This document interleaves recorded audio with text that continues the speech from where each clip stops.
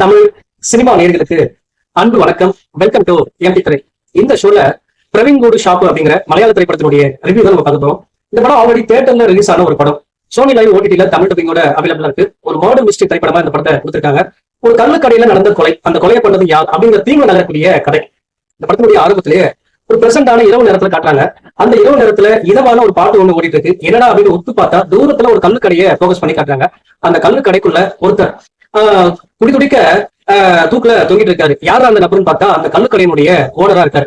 உண்மையாவே அவரை யாரும் கொலை பண்ணாங்களா இல்ல அவரே தற்கொலை பண்ணிட்டாரா அப்படின்றதுதான் ஒரு கேள்வியோட இந்த படம் பரபரப்பா ஸ்டார்ட் ஆகுது. இதை இன்வெஸ்டிகேட் பண்றதுக்காக பாசில் ஜோசப் வராரு. பாசில் ஜோசப்பை பொறுத்த வரைக்கும் தனக்கு சூப்பரான இன்வெஸ்டிகேஷன் ஸ்கில் இருக்கு அப்படின்ற மாதிரி நினைச்சுக்கிறாரு. அந்த இன்வெஸ்டிகேஷனும் பாத்தீங்கன்னா ஆரம்பிக்கிறாரு. இன்வெஸ்டிகேட் ஆரம்பிச்சதுக்கு அப்புறம் என்ன மாதிரியான சம்பவங்கள் வெளியே வருது, உண்மையான குற்றவாளியை கண்டுபிடிச்சாங்களா இல்லையா, டோர்ஸ் என்ன ஆச்சு அப்படின்னு பல விஷயங்களை சொல்லக்கூடிய திரைப்படம் தான் இந்த பிரவீன் கோடு ஷாப்.